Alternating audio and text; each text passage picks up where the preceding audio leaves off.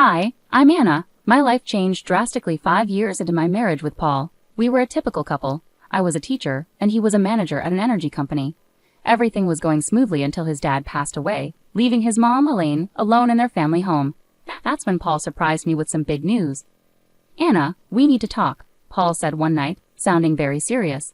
I stopped scrolling on my phone and looked at him. "What's wrong? Is everything okay?" He took a deep breath. "It's about Mom. She's all alone in that big house since Dad died. I think we should move in with her."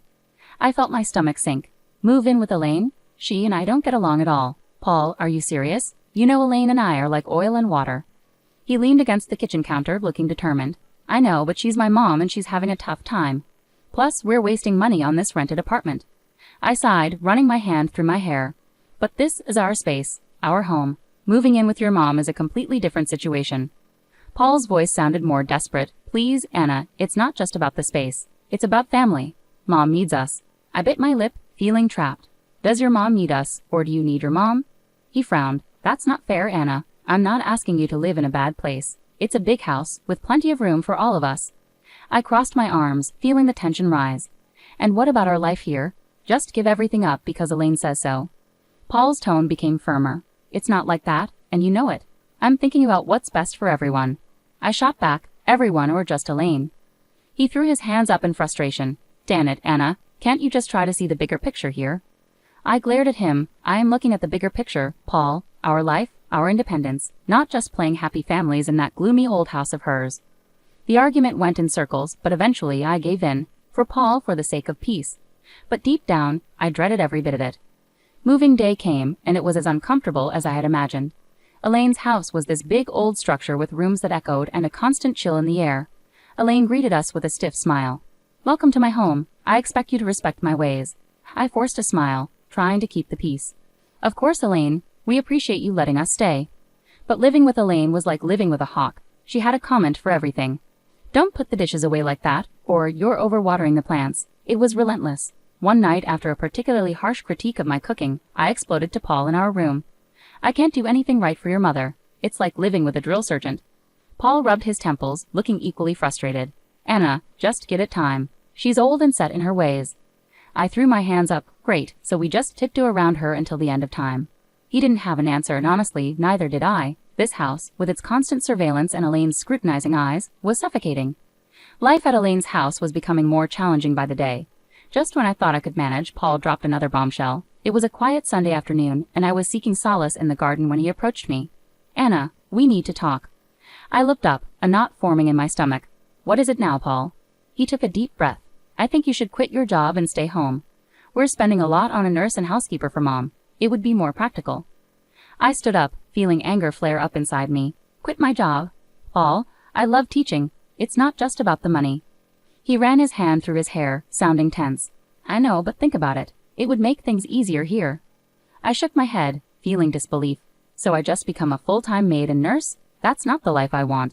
Paul's voice rose. "It's not about what we want, Anna. It's about what's practical. My mom needs us." I glared at him. "No, your mom needs you. I didn't agree to be her caretaker." He shot back. "Well, things change, Anna. We need to adjust." That word felt like a slap. I cherished my job, my independence. This wasn't adjusting. This was sacrificing. "You know what, Paul? Fine, I'll do it, but don't expect me to be happy about it." He sighed, seeming relieved. "Thank you, Anna. It means a lot." But it didn't feel like a victory. It felt like I was losing a part of myself. Quitting my job was tough, and the days that followed were even tougher. Now I was a full-time housekeeper, nurse, and cook. Elaine, as always, had something to say about everything. One day I snapped. Elaine was criticizing the way I ironed her clothes, and I couldn't take it anymore. "Elaine, can you just stop? I'm doing my best here," I said, my voice trembling with frustration. She looked surprised. "Well, I'm sorry if I have standards, Anna." I threw the iron down. "I'm not your servant, Elaine. I'm your son's wife. I'm here trying to help, and all you do is criticize me." There was a tense silence, and then Elaine's expression softened slightly. "I know you're trying, Anna. I'm just used to things being a certain way," Elaine said softly. I sighed, feeling some of the tension ease. "I understand, Elaine, but I have my own way of doing things too." From then on, things improved slightly. Elaine toned down her criticisms, and I made efforts to respect her preferences. It was a fragile peace, but better than constant conflict. As time passed in Elaine's house, the atmosphere grew more strained, almost suffocating. Paul became increasingly distant and withdrawn. He was often late from work, and when he was home he seemed to disappear into the spare room as if it were his refuge. One evening, unable to bear the silence and distance any longer, I confronted Paul in the kitchen. "Paul, what's going on with you? You're hardly present, and when you are, it's like you're not even my husband anymore." He avoided eye contact, absent-mindedly stirring his coffee. "Work's a nightmare right now, Anna. Just piles of stress." I leaned against the counter, arms folded. "I understand stress, Paul, but it feels like you're shutting me out. You're physically here, but emotionally, you're somewhere else." He sighed heavily, still focused on his coffee. "I don't know what you want me to say, Anna. I'm overwhelmed with everything going on." I wanted to believe him, to empathize, but a part of me felt there was more to his distance. Then there was Lucy, Paul's sister, who seemed determined to add to the tension. Each visit from her felt like a test. She'd look around the house with disdain and comment, "Still stuck in this old place, huh?" I usually held my tongue, but one day her comments hit a nerve. "Not all of us have the luxury of relying on others, Lucy," I retorted. She cackled, her voice grating on my nerves. "Oh, look at you, playing the martyr in this creepy old house. Pathetic." I clenched my jaw, holding back a storm of words. Paul stood by silently, offering no defense. His silence felt like another blow, confirming the growing distance between us. The biggest change came with Elaine. One day she called out to Lucy, her voice frail and desperate. "Lucy, I need help with the bath. I can't manage on my own anymore." Lucy's response was cold and harsh. "Help yourself, Mom. I'm not your caretaker." Elaine broke down in tears and my heart went out to her. Despite our difficult history, I couldn't ignore her distress. I assisted her with the bath, and something shifted between us that day. Elaine began to warm up to me, treating me less like an outsider and more like a daughter.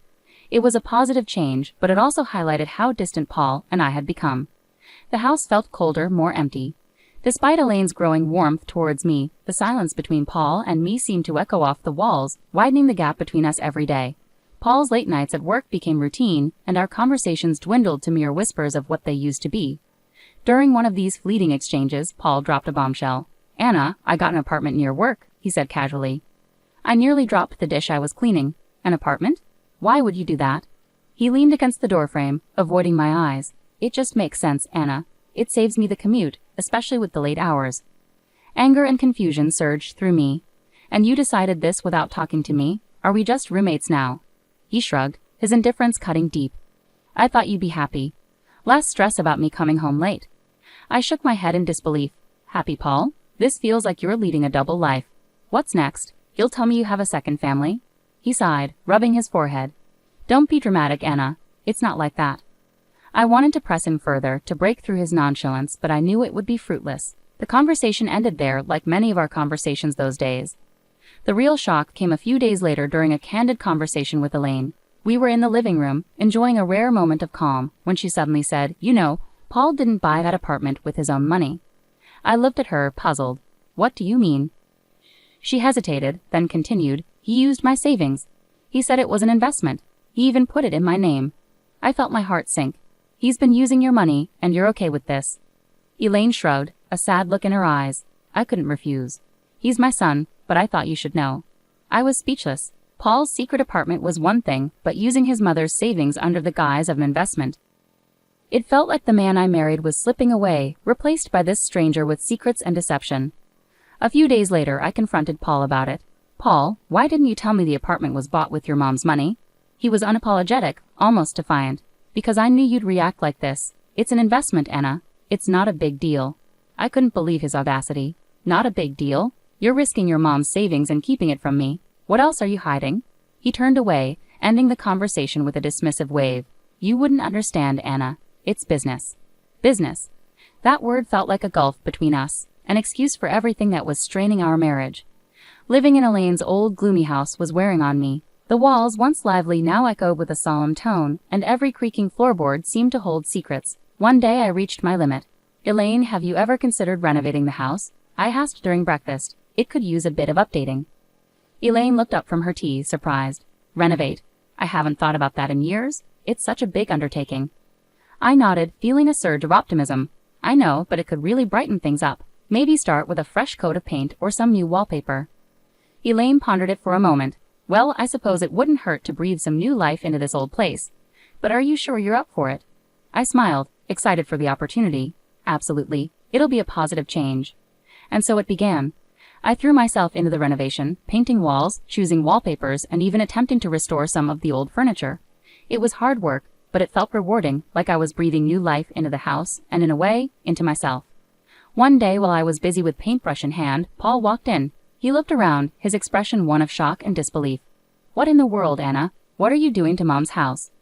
I stood up, wiping sweat from my brow. "I'm renovating, Paul. As I told Elaine, it's time this place got some love and attention."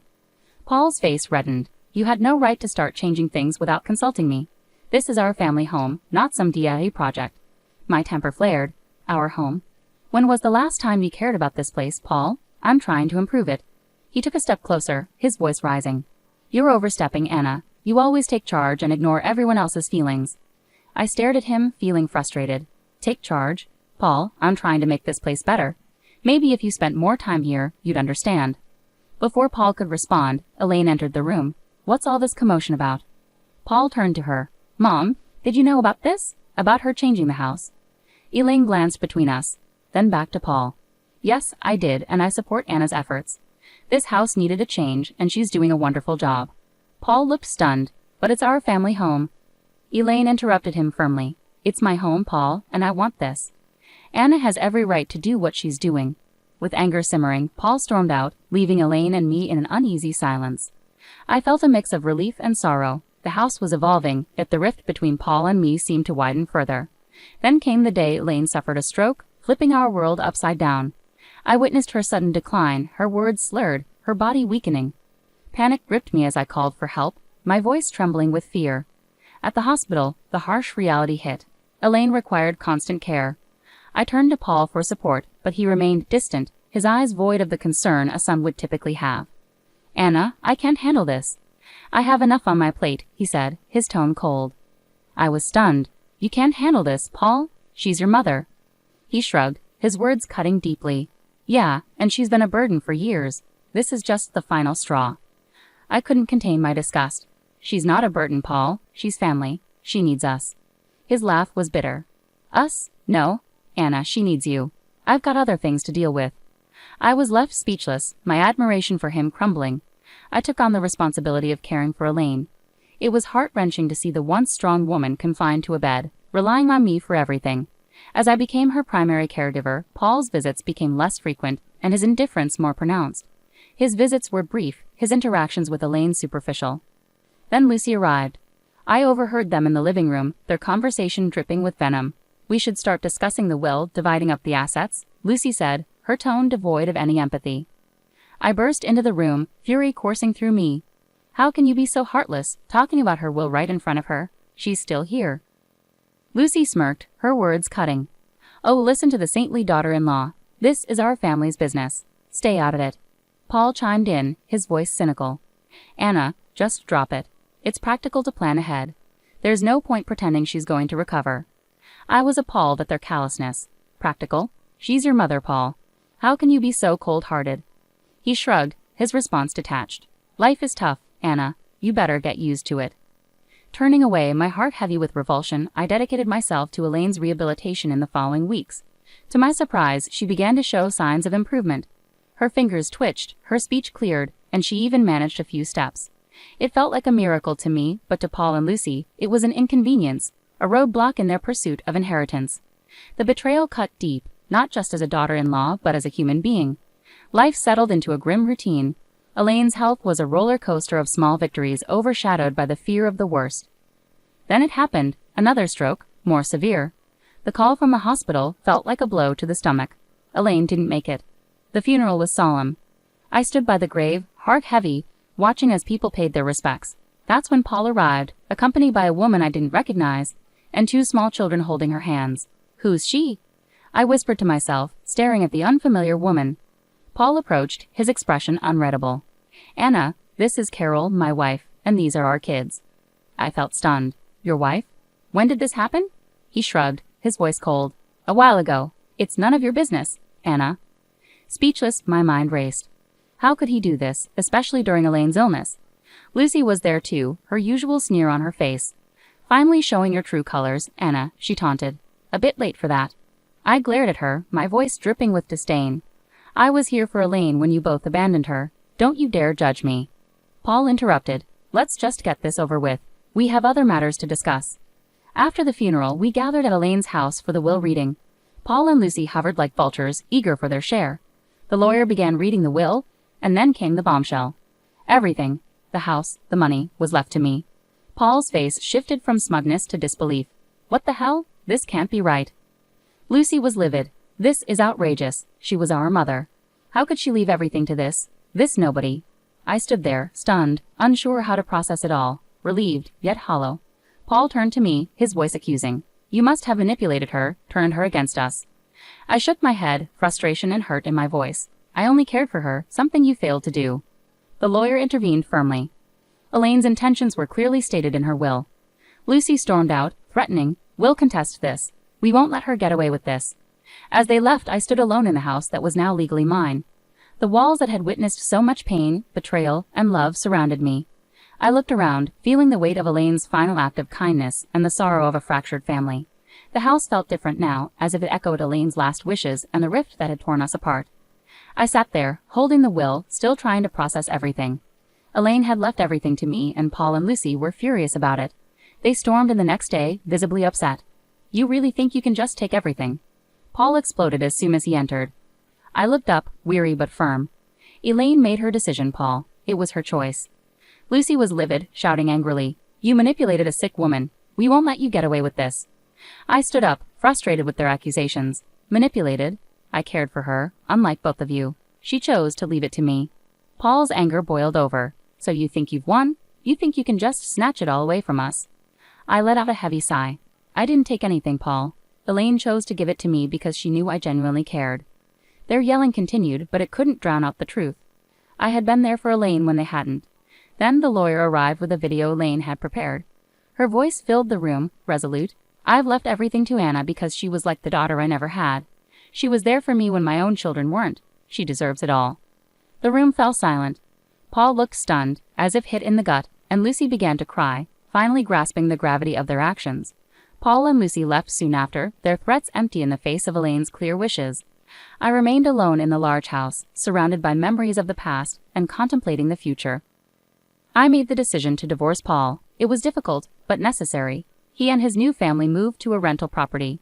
Lucy had her own challenges to confront. Her debts and personal troubles were catching up with her. As for me, I stood in my new home, feeling a mix of sadness and excitement. Elaine's will was more than just material possessions. It felt like her way of urging me to be resilient and forge my own path. I resolved to start afresh, using what Elaine had left me to create a new life. The house, once a symbol of hardship, now represented a place of new opportunities and beginnings.